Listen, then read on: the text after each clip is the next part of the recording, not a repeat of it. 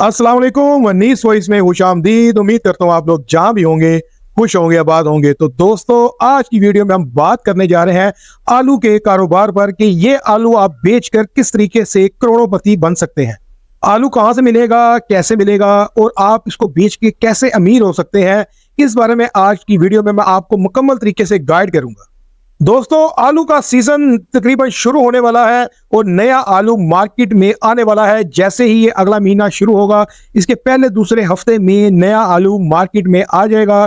तो यही वक्त होगा आपका इस काम को सीखने के हवाले से कि आप इस काम को कैसे सीख के आगे बढ़ सकते हैं। और जो मैंने आज से पहले वीडियोस डाली थी अपने YouTube चैनल के ऊपर, उसका पार्ट 1, 2 और 3, ये तीनों पार्ट मैंने डाले थे कि आप किस तरीके से अपने मुल्क में आलू को स्टोर करके और अपने मुल्क में बेच के पैसा कमा सकते हो। ये था उसका पार्ट 1। और पार्ट 2 था कि आप किस तरीके से स्टोर किए हुए आलू को एक्सपोर्ट कर सकते हो दुबई में, और दुबई में माल कितने का बिकेगा। इन तीनों पार्ट में मैंने आपको आलू के बारे में काफ़ी इंफॉर्मेशन दी थी, लेकिन उसके बावजूद हमारे कुछ दोस्तों का इसरार था कि मैं उनको मजीद इंफॉर्मेशन चाहिए इस हवाले से। तो दोस्तों, आज जो है मैं आपको इस वीडियो में इसकी कंप्लीट इंफॉर्मेशन दूंगा, A to Z के किस तरीके से आपने काम करना है। यही वक्त है, इन्हीं 2-3 महीनों में अगर आप काम अच्छे से सीख लेते हो तो इंशाल्लाह आप जनवरी फरवरी में एक्सपोर्ट करने के लायक बन जाओगे और आप खुद से अपने माल को एक्सपोर्ट करना शुरू हो जाओगे। चाहे दुबई में भेजो, गल्फ में भेजो, सऊदी अरेबिया भेजो या श्रीलंका। और अगर आप हमारे चैनल पर अभी तक नए हैं तो इस चैनल को सब्सक्राइब कर लें, बेल आइकन पे क्लिक कर दें ताकि आने वाली तमाम इंफॉर्मेटिव वीडियोस के नोटिफिकेशंस बर वक्त आप तक पहुंचते रहें। अब चलते हैं हम कंप्लीट वीडियो की तरफ। दोस्तों, अब बात कर लेते हैं कि आलू का काम है क्या, ये कारोबार आप कैसे शुरू कर सकते हो, इस कारोबार से आप कैसे करोड़ोंपति बन सकते हो। और इस काम को जाहिर सी बात है करने से पहले आपको इस काम को सीखना भी पड़ेगा और आप इसको बहुत जल्द सीख सकते हो। अगर मैं जिस तरीके से आपको बताता हूँ, आप उन स्टेप्स पे अमल करते हो तो आप इस काम को बहुत जल्दी सीखकर एक्सपोर्ट के काबिल बन जाओगे और फिर आप आलू को एक्सपोर्ट करके लाखों करोड़ों रुपए कमा सकते हो। दोस्तों, स्टेप 1 है कि अगर आप आलू के बारे में कुछ भी जानकारी नहीं रखते हैं तो थोड़ा सा मैं आपके जानकारी में इजाफा कर दूं कि पाकिस्तान में मुख्तलिफ इकसाम के आलू पाए जाते हैं, जिसके अंदर एक आलू का नाम है रूसी, फिर है इसमी, फिर है करोडा, फिर है एक्सट्रेस, मोजिका और सांटा। और भी इसके अलावा काफ़ी इकसाम है, लेकिन ये जो मेन मशहूर है वो मैंने आपको बता दी है। इसमें से जो इसमी है, करोडा है और रूसी है, ये आलू ज़्यादा स्टोर नहीं होते और इन आलूओं को जैसे ही अब ये नया आलू का सीजन शुरू हुआ है, ये आएंगे मंडी में और एज इट इज ही नया माल बिक जाएगा। ये माल स्टोर में बिल्कुल भी नहीं जाएगा। उसके बाद ये माल जो है ये आता है ज्यादातर हजारा के इलाके से, एबटाबाद और मानसरा के इलाके से आता है। अभी जैसे ही ये नवंबर में माल शुरू हो जाएगा तो नवंबर के एंड और दिसंबर के शुरू तक पंजाब का आलू भी मार्केट में आना शुरू कर देगा। पंजाब में भी ये करोडा, इसमी और रूसी आलू लगाया जाता है, लेकिन पंजाब का जो आलू सबसे ज्यादा मशहूर है वो है एक्सट्रेस आलू। एक्सट्रेस और मुजीका जाता है बाहर के मुल्क में, सारे का सारा तकरीबन 90% ये एक्सपोर्ट होता है। जो एक्सट्रेस है वो तकरीबन 20% एक्सपोर्ट होता है, 80% आपके मुल्क में ही सेल होता है। इसी तरह जो सांडा है, सांडा आलू भी वाइट आलू होता है, ये भी चिप्स के लिए यूज किया जाता है पाकिस्तान में भी और बाहर के मुल्कों में भी। ये भी तकरीबन आधा पाकिस्तान में और आधा मुल्क से बाहर यूज होता है।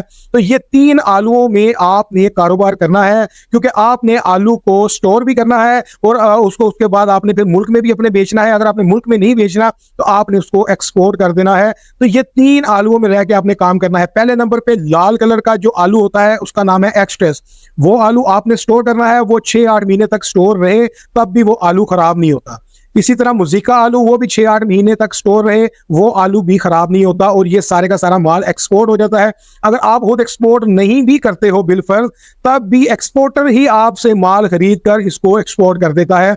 दोनों सूरतों में आप इसको बेच सकते हो। तीसरे नंबर पे आ जाता है सांटा। सांटा एक्सट्रेस और मुजीका की निस्बत थोड़ा कम यूज होता है, लेकिन ये भी यूज होता है, आप इसको भी स्टोर कर सकते हो। अभी तो मैंने आपको बता दिया कि ये 3 आलूओं में आपने काम करना है। अब बात है कि सीजन जो है वो शुरू होने वाला है। अब आप अगले महीने में जो है वो विजिट करना शुरू कर दें। अगर आप लाहौर में हैं तो आप लाहौर मंडी जो है बदामी बाग के पास, वहां पर आप विजिट करें। वहां पर जाकर आलू की पहचान करना सीखें कि खराब आलू कौन सा होता है, कटा हुआ आलू कौन सा होता है, आलू के अंदर कौन सी चीज की शिनाख्त करनी चाहिए कि ये आलू अगर हम लेंगे, इसको हम अपने स्टोर में रखेंगे तो ये अपने साथ दूसरे आलूओं को भी खराब कर देगा।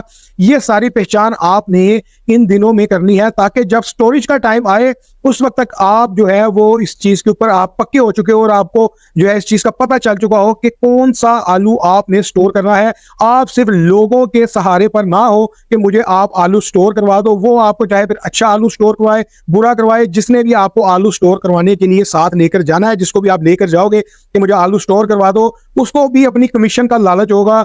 वो कहते हैं ना कि अपनी बोटी की खातिर अगले का बकरा ज़िबा कर देना, तो वो अपनी कमीशन के लालच में वो ये नहीं देखेगा कि आलू अच्छा आपको लेकर दे रहा हूं या नहीं, वो कहीं ना कहीं पे डंडी मारेगा और कहेगा यार ठीक है वो चलेगा, खैर है 6-8 महीने के बाद देखेंगे क्या होगा।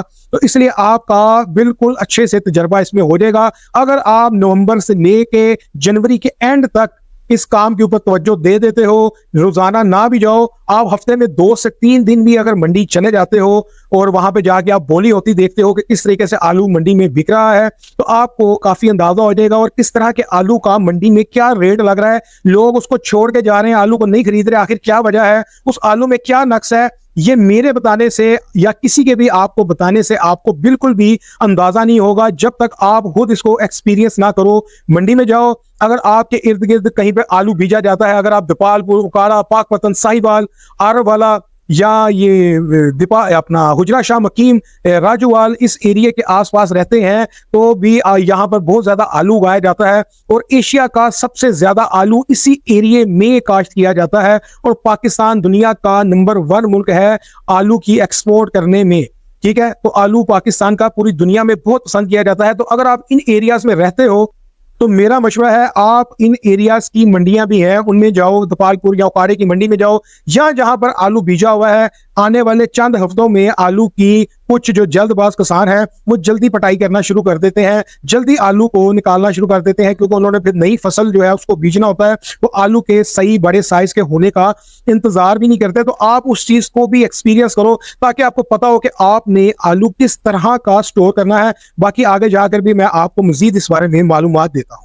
दोस्तों, अब आपके ज़हन में अगर आएगा कि हम दिसंबर जनवरी में आलू को स्टोर क्यों नहीं कर सकते, आपको मैं ये क्यों कह रहा हूं कि आपने फरवरी के मिड में जाकर आलू की परचेजिंग की तरफ जाना है और मार्च के मिड तक ये परचेजिंग जो है बड़े जोरों शोर से चलती है। आखिर इसकी वजह क्या है? इसकी वजह यह है कि अभी आलू जो नया आएगा, अगर आप उसको गौर से देखो तो आपको पता चलेगा कि उसके ऊपर की जो जिल्द है, जो आलू की खाल है, वो बिल्कुल कच्ची है, ना होने के बराबर है। अगर आप उसको हल्का सा नाखून से भी साइड पे करते हो तो नीचे से आलू निकल आता है, खाल बिल्कुल ना होने के बराबर है। तो इस तरह का आलू बिल्कुल भी स्टोर नहीं होता और ना ही एक्सपोर्ट होता है जब तक इस आलू की खाल बेहतर नहीं हो जाएगी, हवा लगने के साथ साथ थोड़ी ये हार्ड नहीं होती जाएगी, तब तक आप इस आलू को ना एक्सपोर्ट कर सकोगे, ना ही आप इसको कोल्ड स्टोर में स्टोर कर सकोगे। तो आपने खाल के पक्के होने का इंतजार करना है और खाल किन दिनों में पक्की होगी? तकरीबन जब आपका दिसंबर गुजर जाएगा, जनवरी का मिड शुरू हो जाएगा, तो जनवरी के मिड में कोल्ड स्टोर भी खुलना शुरू हो जाएंगे और कुछ लोग जनवरी के मिड से ही खरीदारी शुरू कर देते हैं, क्योंकि उस वक्त खाल जो है वो प्रॉपर बन चुकी होती है आलू की और वो स्टोर में जाने के लिए बिल्कुल रेडी होता है। और उधर से दूसरी चीज, उस वक्त आपको स्टोर करने का भला क्या फायदा है? एक तो खाल अच्छी होती है, वो स्टोर के काबिल हो गया, और उस वक्त आगे जो है वो किसान सब ही तकरीबन उन दिनों में आलू की पटाइयां शुरू कर देते हैं। पटाइयां मीन आलू को निकालना शुरू कर देते हैं, मार्केट में बेचना शुरू कर देते हैं, क्योंकि अगर वो लेट करेंगे इस प्रोसेस को तो वो अगली फसल को बीजने में लेट हो जाएंगे। उन्होंने जो भी है, कोई गंदम लगानी है, किसी ने कुछ लगाना है, अगर वो अगली फसल को बीजने में लेट हो जाएंगे तो जाहिर सी बात है उनको वो फल हासिल नहीं हो पाएगा जो टाइम से अगर उस वो फसल को बीजते हैं। इसलिए उन दिनों में किसान ने भी जो है वो तेज कर देनी होती है आलू की पटाई, और दिन रात लगाकर मशीनों के जरिए से आलू जो है वो जमीन से निकाला जा रहा होता है जनवरी के मिड से लेकर। जब इतनी तादाद में आलू मार्केट में आता है, मंडियों में आता है, तो उस वक्त आलू का रेट भी गिर जाता है। अभी आलू का रेट गेन होगा, जैसे जैसे मार्केट में नया आलू आएगा इसका रेट बढ़ता जाएगा, बढ़ता जाएगा, बढ़ता जाएगा, और एक जगह पर पहुंचने के बाद उसके बाद दोबारा डिक्लाइन शुरू होगा आलू की प्राइस में, और जनवरी के मिड तक ये डिक्लाइन डिक्लाइन डिक्लाइन, और फरवरी और फिर आगे इसका डिक्लाइन चलेगा। ठीक है, तो इस डिक्लाइन में आपने इंतजार करना है और आपने ज़हन में रखना है कि आपने आलू किस टाइम पर उठाना है, आपने आलू कौन सा उठाना है। आपको मैंने 3 नाम बता दिए। आपने अगर तो मुल्क में ही अपना माल सेल करना है, आपका एक्सपोर्ट का इरादा नहीं है, तो आपने सिर्फ फिर एक्सट्रेस उठाना है लाल आलू, और आपने आलू किस साइज का उठाना है। आपने 80 ग्राम से छोटा पीस नहीं उठाना। तो आप इसके लिए आपको वहां पर टीम लगानी पड़ेगी। टीम भी आपको आपका आरती जो होगा ना उस इलाके का, वो आपको प्रोवाइड कर देगा, कोई इशू वाली बात नहीं है। एक एक्सपर्ट बंदा साथ चला जाएगा, साथ कुछ उसके इंस्पेक्शन टीम चली जाएगी और कुछ बोरियों में माल भरने वाली लेबर चली जाएगी। बोरी आपने अपनी खुद लेकर जानी है और अच्छी बोरी लेकर जानी है, बड़े साइज की, जिसके अंदर तकरीबन 110 केजी 105 केजी माल बासानी आ जाए। तो उस बोरी में आपने माल को जो है वो लेना है। अब इसका तरीकेकार क्या होगा कि आपकी इंस्पेक्शन टीम खेत पर पहुंच गई, जिस खेत से आपने माल लेना है, पहली बात आपने खेत से माल लेना है। आपने मंडी से माल नहीं लेना, स्टोर करने के लिए आपने मंडी से बिल्कुल भी माल नहीं लेना, क्योंकि मंडी में जो आपको माल है वो ऑलरेडी पैक माल मिलेगा, बोरियों में मिलेगा। खेत से आपको बड़ी बड़ी पहाड़ियां लगी होंगी, तकरीबन 2-2 मंजिल ऊंची पहाड़ियां, बड़ी बड़ी पहाड़ बने होंगे वो आलूओं के, और उन्होंने उसको भूसे के नीचे छुपाया होता है ताकि उसको पानी या धूप ज्यादा असर ना करे। तो वो बड़े बड़े पहाड़ लगे होते हैं, वहां पर आपकी इंस्पेक्शन टीम जाएगी। आप उस बंदे के साथ रेट तय करोगे कि भाई मुझे 80 ग्राम से कम आलू नहीं चाहिए, 80 ग्राम से लेके 100-110 ग्राम के अंदर का आलू चाहिए। इसके अलावा जितना भी आलू इसमें से निकलेगा वो मैं साइड पे कर दूंगा, वो आलू मैं नहीं लूंगा, मेरे साथ रेट तय करो। इस बार का जो रेट था वो तकरीबन एक्सप्रेस का 4000 के लगभग रेट था, यानी कि 4000 रेट आपको बता रहा हूँ। 120 केजी आलू का, वो आपको जो फसलों वाला है वो आपको 120 केजी आलू का ही रेट बताएगा। जब भी आप उससे पूछोगे वो आपको बताएगा 4000 रेट है। आपने समझ जाना ये 120 केजी आलू की बात हो रही है, आपने बल्कि उसको कह भी देना कि भाई 120 या 122 केजी आलू की बात हो रही है।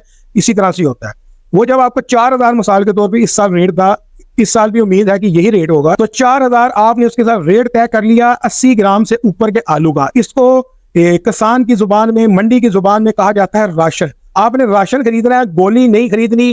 फिर आपकी इंस्पेक्शन टीम क्या करेगी कि गोली साइड पे कर देगी, छोटा आलू साइड पे कर देगी, फटा हुआ आलू साइड पे कर देगी, कटा हुआ आलू भी साइड पे कर देगी। इस तरह का आलू सारा निकाल के अच्छा अच्छा आलू जो है वो आपने बोरियों में पैक करवाना होता है। अब आपके ऊपर है कि आप कितने का माल लेते हो। अगर आप फर्स्ट टाइम कर रहे हो तो मैं आपको कहूंगा कि आप जो कुछ 200-300 बोरी से ज्यादा ना उठाओ। 200-300 बोरी उठाकर आप एक्सपीरियंस कर लो कि किस तरीके से माल आपने लेना है, किस तरीके से फिर आगे आपने माल बेचना है। जब आप एक बार इस सारे प्रोसेस से गुजर जाओगे, देन फिर आप जो है अगले साल से चाहे 5000 बोरी उठाओ, फिर कोई मसला नहीं है। अच्छा, अब आपने 300 बोरी लेनी है, 120 केजी के हिसाब से 300 बोरी। अब वो 300 बोरियों का माल आपकी लेबर इंस्पेक्शन के बाद उसको पैक कर देगी। देन फिर माल ट्रॉली पे लोड हो जाएगा और करीब के ही किसी स्टोर में, कोल्ड स्टोर में आपने माल को स्टोर करना है। ये नहीं करना कि माल आपने पाकपतन से उठाया है, स्टोर आप गोपालपुर में करने जा रहे हो, इतनी दूर तो आपको लेबर ही बहुत ज्यादा पड़ जाएगी, उसका किराया बहुत ज्यादा पड़ जाएगा। आपने उकाड़े से अगर माल उठाया है तो उकाड़े की ही किसी करीबी अच्छे स्टोर में। इस बार स्टोर का, कोल्ड स्टोर का एक बोरी स्टोर करने का रेट था 1260 रुपए। ठीक है, उम्मीद करता हूं इस बार भी 1260 ही होगा। अगर 1300 भी हो और कोल्ड स्टोर अच्छा हो, जिसके पास सोलर पैनल लगे हुए हो, जिसके पास अपने जनरेटर लगे हुए हो, जिसके पास अपना ट्रांसफार्मर लगा हुआ हो, उस कोल्ड स्टोर को आपने उसमें माल रखना है। आपने 50, 60, 100 रुपए सस्ते के चक्कर में नहीं जाना। ये बात मेरी नोट कर लें। अगर किसी स्टोर के पास सोलर पैनल नहीं है, उसने अपना ट्रांसफार्मर नहीं लगवाया हुआ, या उसने अपने पास जनरेटर नहीं रखे हुए कि लाइट ना होने की सूरत में चिल्लर मशीन जो है वो चलती रहे ताकि आपका आलू खराब ना हो, तो अगर इस तरह का इंतजाम किसी स्टोर वाले ने नहीं किया हुआ तो आप उस स्टोर में अपना माल ना रखवाएं, क्योंकि लाखों रुपए का माल वो स्टोर वाला अपनी जरा सी नेग्लिजेंस की वजह से खराब कर सकता है। आपने अच्छे स्टोर का इंतखाब करना है, और मार्केट में भी रेपुटेशन होती है कि इस स्टोर का क्या म्यार है। तो आपने अच्छे स्टोर का इंतखाब करना है जिसके पास सोलर, जनरेटर, ट्रांसफार्मर लगा हो। ठीक है, तो उसमें आपने माल को स्टोर करना है। एक चीज आपको यहां और बताता चलूं, आपने 4000 रुपए का 120 केजी आलू खरीदा, उसको आपने बोरी में पैक करवाया। ठीक है, 120 के हिसाब से ही आपने उसको पैसे देने हैं। मिसाल के तौर पे आपने 100 बोरी उठाई, 100 बोरी में जो है 120 के हिसाब से तकरीबन 12000 केजी आलू आना चाहिए। 12000 केजी, तो 12000 केजी आलू 100 बोरियों में नहीं आएगा, क्योंकि बोरी में 105-7 किलो आता है। आपकी बोरियां एट दी एंड 110 के करीब पहुंच जाएंगी। 110 बोरियों में समझे आपका 12000 केजी आलू आना है। ठीक है, और उसका वजन जो है वो आपने, ट्रक जब आता है, खाली ट्रक होता है, उसका वजन होके आ जाता है कांटे पे कि ट्रक का कितना वजन है। जब आप उसके ऊपर माल लोड करते हो, किसान का एक बंदा आपके साथ कांटे तक जाता है, ट्रक का दोबारा वजन किया जाता है, उस वजन में से आलू का वजन माइनस कर लिया जाता है और बता दिया जाता है कि इतने वजन का आलू किसान ने आपको सेल किया है। फिर उसी वजन के हिसाब से आपने किसान को पैसे देने होते हैं। एक तो बात मैं आपकी ये क्लियर कर दूं कि 100 बोरी का माल आपका तकरीबन 110-12 बोरियों में पैक होगा, ठीक है। माल जब आपका स्टोर पहुंच जाएगा, आपने माल स्टोर में रखवा के उससे रसीद लेनी है अपने नाम की। अब आप सोचेंगे कि हमारी बोरियां कहीं मिक्स ना हो जाए कहीं दूसरे लोगों के साथ, उसके लिए ये होता है कि आप एक सांचा बनवाते हो और सांचे के ऊपर अपना नाम या कोई नंबर अपना लिखवाते हो और उसके ऊपर वो बोरी के ऊपर रखते हो सांचा। देन उसके ऊपर चाहे स्प्रे मार दो या ब्रश के साथ पेंट कर दो, वो रंग जो है वो छपता जाता है आपकी बोरियों के ऊपर। जितनी भी आपने बोरियां खरीदी हैं सब बोरियों के साथ आपने यही प्रोसेस करना है।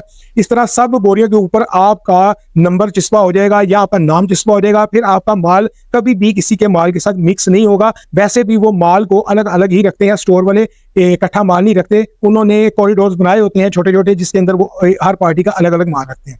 आपने उनसे रसीद ले लेनी है और माल जो आपने रखा है 1300 रुपया अगर बोरी का रेट है, एक्सपोज वो 1300 रुपये बोरी का रेट है 6-8 महीने तक का, कि आपने एक ही दफा पे करना है, बार बार नहीं पे करने। चाहे आप आज बोरी रखवाओ 4 दिन बाद वापस उठा लो, आपने 1300 रुपया बोरी का पे करना है। चाहे उसको 8 महीने के बाद आप उठाओ, आपने 1300 रुपया बोरी का पे करना है। जब भी आप माल उठाने आओगे, चाहे 4 दिन में उठाओ चाहे 8 महीने में माल उठाओ, एक ही बार आपने इसको पे करना है। दूसरी बात आपने ये याद रखनी है कि ये जो माल है, जब आपने माल अपना उठाने के लिए जाना है, ये 1300 आपने उस वक्त पे करना है, उससे पहले आपने पे नहीं करना। अब आपके ज़हन में आ रहा होगा कि हमने माल को बेचना किस तरह से है, लाहौर ला के बेचना है, वहां पर बेचना है।